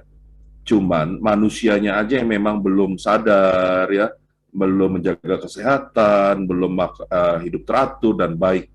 Mungkin gara-gara COVID ini akhirnya orang jadi sadar kali ya. Ada 5M, 6M dan sebagainya, mana-mana gitu ya. Betul. Gitu. Jadi kalau secara alaminya nih Korizal, kalau dulu saya waktu belajar itu sempat ada dosen ya yang ngomong ke saya begini. Kalau secara alami ya sebelum dimodifikasi, bakteri dia ada bakteri baik, ada bakteri buruk. gitu ya untuk manusia. Tapi kalau virus itu semuanya buruk buat manusia, gitu. Kecuali kalau udah dimodifikasi dengan teknologi segala macam ya lain cerita. Tapi kalau secara alaminya begitu. Bakteri ada yang baik, ada yang buruk. Virus itu tidak ada yang baik, semuanya jelek. Ya betul. Makanya ya di komputer juga kan antivirus kan nggak ada yang virus baik ya. Semuanya virus pasti buruk gitu ya kan. Nah, oke. Baik. Mungkin ini pertanyaan yang terakhir nih. Apa sih yang bisa kita lakukan sebagai pencegahan supaya seseorang itu tidak terkena hepatitis? Ya, mungkin boleh sambil tolong dibuka slide-nya.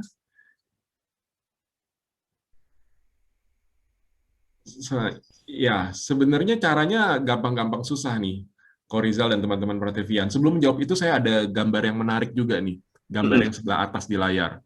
Mungkin kalau teman-teman belum pernah melihat virus hepatitis, itu bentuknya seperti itu. Ya, gambar yang di atas itu virus hepatitis itu gambarnya seperti itu dengan mikroskop elektron, ya diberi pewarnaan itu seperti itu. Sampai mirip dengan virus COVID ya? Iya, hampir mirip dengan virus COVID, tapi nggak sama. Gitu ya, bentuknya seperti itu. Apakah segede itu? Enggak, ini kan diperbesar berkali-kali lipat. Jadi bentuknya itu kecil-kecil sekali, nggak kelihatan. Pakai mata telanjang itu nggak kelihatan. Jadi pakai mikroskop elektron. Nah, jadi untuk menjawab pertanyaan Eko Rizal, kita lihat ke gambar sebelah bawah. Ya, jadi untuk pencegahannya supaya nggak terkena hepatitis, ada beberapa hal yang bisa kita lakukan. Ya, yang pertama yang paling atas dulu itu know its spread. Jadi kita tahu bahwa hepatitis itu adalah penyakit menular. Ya, jadi sadari itu. Hepatitis itu penyakit menular. Tidak sama dengan kolesterol, tidak sama dengan darah tinggi. Itu penyakit-penyakit yang tidak menular. Tapi kalau hepatitis itu penyakit menular, itu bisa menular, bisa ditularkan. Gitu ya. Nah, penularannya bagaimana caranya? Tadi kita sudah belajar, terutama dari dua, dari mulut dan dari darah atau cairan tubuh. Gitu ya. Itu penularannya dari situ. Terus yang kedua caranya adalah get vaccinations. Jadi yang sudah ada vaksinnya, ya vaksinlah gitu. Jadi andai kata terkena pun gejalanya nggak akan berat. Andai kata ada gejala. Nah, jadi vaksin itu nggak cuma untuk hepatitis B ya. Jadi hepatitis A itu juga sudah ada vaksinnya. Di Indonesia pun sudah ada vaksin hepatitis A. Gitu. Jadi kalau yang mau divaksin, silakan. Vaksin hepatitis B bisa, vaksin hepatitis A bisa, saran kami dua-duanya. Gitu. Yang ketiga itu adalah avoid sharing grooming items. Ya, buat laki-laki misalnya cukuran jenggot, atau misalnya buat perempuan itu biasa ada yang buat apa? Saya kurang tahu lah. Ada yang buat ngerapiin bulu apa alis mata gitu-gitu. Nah itu semua atau gunting kuku gitu misalnya. Nah itu semua rentan menyebarkan virus hepatitis karena kalau misalnya kita misalnya cukuran berdarah gitu kan terus dipakai dengan orang lain lagi berdarah lagi. Nah luka yang terbuka itu juga bisa membuat masuknya virus itu. Iya. Gitu ya, itu harus hati-hati. Terus yang berikutnya lagi adalah avoid sharing personal items yang tadi seperti itu ya sama ya. Nah terus yang berikutnya lagi adalah avoid alcohol and drugs. Nah ini untuk yang bukan virus.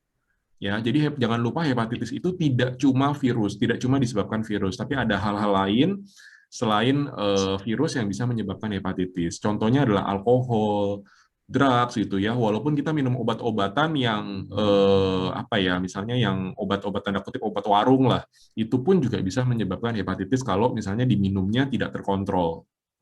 Gitu. Jadi kalau misalnya mau minum obat mendingan ke dokter dulu, tanya dulu obat yang benar seperti apa, dosisnya yang benar seperti apa, nah itu baru diminum. Jangan asal main minum obat sendiri. Itu Rizal. Oke, tadi bicara tentang penyebarannya ya, saya tertarik nih. Apakah dengan demikian ketika salah satu penyebaran kan juga katanya lewat hubungan seksual ya? Betul. Nah, apakah kalau begitu, apakah setiap orang yang sebelum menikah misalnya tahu bahwa, waduh, dia punya hepatitis, apakah itu nggak makin membuat orang menjadi menghindar, menakutkan ibaratnya? Karena menakutkan. Dan akhirnya ketika menikah kan jadi penyebarannya meluas, bisa ke anaknya dan sebagainya. Nah, apakah virus itu vaksin itu menjadi salah satu ibaratnya obat lah ibaratnya yang dapat diharapkan. Betul, Korizal. Jadi memang kalau misalnya tadi ya, terutama hepatitis B, C, dan D ya, B, C, D itu kan dia menular melalui darah maupun cairan tubuh, misalnya hubungan seksual gitu. Nah, memang itu suatu hal yang menakutkan, Korizal, terutama buat kalau orang sudah mau menikah gitu, lagi persiapan menikah. Ini Hmm. calon suami saya atau calon istri saya ini memiliki hepatitis B apa enggak nih, gitu kan? Nanti Hmm. jangan-jangan saya ketularan gitu. Atau bahkan saya sendiri punya enggak? Karena kan 9 dari 10 itu kan nggak tahu dia Ya, punya betul. hepatitis gitu kan, nggak sadar. Nah, makanya sebelum menikah gitu ya, ada yang namanya premarital check gitu. Premarital check. Jadi sebelum menikah dilakukan pemeriksaan dulu. Nah, salah satunya itu adalah hepatitis yang menular melalui cairan tubuh. Hepatitis B gitu misalnya, hepatitis C gitu misalnya. Kalau D kan selalu bersamaan dengan B. Jadi D-nya nggak perlu ada pemeriksaan khusus sendiri gitu. Hmm. Jadi hepatitis B, hepatitis C perlu diperiksa dulu untuk premarital check. Jadi sebelum menikah dicek dulu itu. Kalau misalnya ada, diobatin dulu kok Rizal. Ya, ya. Diobatin dulu. Jadi sebelum menikah ya itu diobatin dulu. Jadi lebih aman. Ya, ya, ya. Tapi kalau ngeliat kayak begitu ya, kayaknya pengobatannya sebelum menikah deh. Bukan sebelum menikah, sebelum pacaran sudah langsung ada. Benar. Dan jangan lupa kok Rizal, yang sering terlupakan adalah dari donor darah kok Rizal. Oh ya? Ya, jadi ini juga penting bahwa kalau misalnya kita mau ada pasien entah siapalah saudara atau teman-teman kita mau menerima donor darah, jangan lupa bahwa darah yang kita terima itu darah yang si pasien itu terima itu sudah terbebas dari hepatitis B. Biasanya PMI itu sudah memeriksa, udah screening gitu, ya. Nah, tapi kalau kita mau lebih aman lagi, boleh kita minta ke pihak rumah sakitnya, cobalah dicek lagi, dites lagi darahnya itu ada hepatitis B-nya apa tidak gitu. Ya, Atau ya. misalnya dari jarum suntik, kita mau ngambil darah, periksa kolesterol gitu misalnya. Kita ke laboratorium, pastikan jarum yang kita terima ya, yang disuntikan ke kita itu adalah jarum yang baru. Baru. Termasuk pada vaksin COVID nih. Jangan lupa bahwa jarumnya harus yang baru. Hmm. Dan akupunktur pun juga bisa kok Rizal. Akupunktur itu juga bisa menyebabkan penularan hepatitis B. Akupunktur Oh, itu. Makanya jarumnya harus yang baru. Nggak boleh jarum sekali apa dipakai lagi itu nggak boleh. ya, ya, ya, ya, ya. Jadi mesti berjaga-jaga ya. Tapi kalau kita bicara donor darah tadi, di zaman sekarang ini, ibaratnya kan darah itu langka ya, banyak yang sakit dan sebagainya. Kadang-kadang kan ada tuh berita di WA, membutuhkan 3 kantong darah, silakan datang ke PMI. Apakah kayak begitu masih seperti periksa? Nah, itu kalau kalau yang saya dapat dari PMI-nya ya, yang saya dapat dari PMI-nya mereka tetap memeriksa. Mereka Oh, tetap memeriksa ya. Tapi sekali lagi kalau misalnya kita ragu, kita mau lebih aman lagi, ya memang ada baiknya setiap rumah sakit pasti bisa kok untuk meriksa darah yang kita mau masukkan ke pasien itu diperiksa dulu. iya, iya, betul. Saya ingat waktu itu saya nyumbang darah juga di rumah sakit, udah diambil, eh, tidak langsung diberikan, mereka periksa dulu ya, kalau nggak salah ya. Biasanya Gitu. mereka periksa dua kok Rizal, HIV sama hepatitis B. Betul, HIV dengan itu, ya, betul, betul, betul. Ya, berarti memang penanganannya sudah profesional banget ya, sudah memang meskipun mendadak seperti apapun, mendesak seperti apapun, tetap diperiksa ya. Karena Gitu. bahaya kalau enggak kok Rizal. Ya, baik. Oke, sebelum kita, wah tidak terasa ya, sudah di penghujung acara dan sebelum kita berakhir, silakan Boy, kita akan lihat apa yang akan terjadi pada acara Pils besok. Halo Prativian, kita jumpa lagi. Lagi-lagi selalu ada tamu yang baru. Kali ini kita belajar dari seorang ibu yang tadinya menjadi seorang guru dan akhirnya menyiapkan anak-anaknya dengan sangat luar biasa. Apa sih yang dipikirkan oleh seorang ibu Junia tentang unconditional love? Yuk kita dengerin bagaimana prosesnya, perjalanan yang gak mudah dari seorang Bu Yulia, dan kita belajar bersama-sama ya. Sampai ketemu lagi di hari Jumat jam 1 sampai jam 2.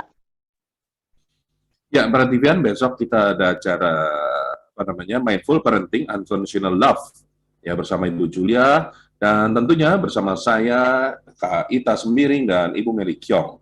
Jangan lupa besok jam 1 acara Mindful Parenting. Dan Dr. Freddy, sebagai akhir dari acara, kira-kira apa yang ingin disampaikan? Oh ya, baik. Terima kasih, Korizal. Jadi, Bapak, Ibu, teman-teman Prativian semua, hepatitis itu merupakan suatu penyakit yang menular ya, dan itu bisa berakibat tidak baik, berakibat buruk buat tubuh kita, badan kita, kalau tidak segera ditangani. Dan jangan menunda-nunda untuk menangani hepatitis, karena tadi sudah dijelaskan juga, kalau semakin dini ditangani, semakin awal ditangani, hasilnya juga akan semakin baik. Daripada ditunda-tunda sudah terlalu lama, hasilnya pun akan kurang baik daripada yang ditangani secara dini, secara awal. Dan buat yang ingin menangani hepatitis, akupunktur juga bisa bermanfaat untuk penanganan hepatitis ini. Dan tenang saja, akupunktur tidak untuk menggantikan obat-obatan yang sudah diminum, tapi sebagai tambahan, sebagai untuk mempercepat terjadinya penyembuhan. Gitu. Jadi akupunktur ini juga sudah terbukti secara ilmiah, tadi ada penelitiannya, efektif juga untuk hepatitis, aman, dan boleh dicoba buat yang belum pernah. Ya, berarti Vian, setiap hari Kamis pentingnya kita belajar tentang kesehatan kita ya, dan melalui akupunktur kita dibawa pada pemahaman bahwa di balik semua penyakit yang ada, betapa bersyukurnya kita terhadap Tuhan bahwa Dia menciptakan kita manusia dengan organ yang sangat luar biasa. Dan organ yang luar biasa ini ternyata harus dipelihara dengan sangat luar biasa pula. Ya, jadi teruslah menikmati acara kami setiap hari Kamis ya dalam acara Freddy's Journal, karena selain kita bicara bagaimana penanganannya, tapi kita juga bicara bagaimana pencegahannya. Dan seperti biasa, Dr. Freddy yang selalu yang menemani. Dan Boy, dapat ditujukan bahwa Dr. Freddy ini praktek sehari-hari ada di Kelapa Gading ya. Jadi silakan bagi Prativian yang ingin mengunjungi Dr. Freddy, alamatnya ada Jalan Kelapa Kopior Raya, Blok W 1 nomor 11 Kelapa Gading. Mungkin nanti setelah PPKM selesai dan sebagainya, silakan dicatat, ada nomor teleponnya, ada follow juga dari IG-nya Dr. Freddy. Dan Dr. Freddy tidak cuma melayani akupuntur, tapi juga melayani banyak hal, termasuk pengobatan umum ya, spesialis penyakit umum, medical check-up, dan lain-lain. Ya, silakan Prativian, Anda datang berkunjung atau ibaratnya kalau zaman sekarang telemedicine ya, Dr. Freddy ya. Ini penting juga ya, bisa juga home visit dan sebagainya. Oke, baik. Minggu depan kita akan bahas apa nih, Dr. Freddy, untuk akupunktur kita? Ya, minggu depan kan kita memasuki pekan untuk menyusui ya. Jadi kita bahas topik untuk minggu depan, akupunktur untuk meningkatkan air susu ibu, meningkatkan ASI. Dr. Sally paling sedemen nih kalau udah bicara air susu ibu nih. Ya, bingung saya. Pada seharusnya kan saya yang suka ya, tapi kadang-kadang Dr. Sally yang lebih suka, gitu. Oke. Baik, Prativian yang hadir di Zoom, terima kasih untuk kesetiaannya, untuk kebersamaan kita, dan kita akan jumpa lagi minggu mendatang dalam acara akupuntur untuk menyusui ya, Dr. Freddy ya. Meningkatkan ASI. Meningkatkan ASI. Oke, saya Stefanus Rizal. Dan saya Freddy Julianto. Mengucapkan terima kasih, sampai ketemu minggu depan. Salam. Dadah. Terima kasih. Terima kasih. Thank you semua. Saya Haruko, Bu Endang, terima kasih.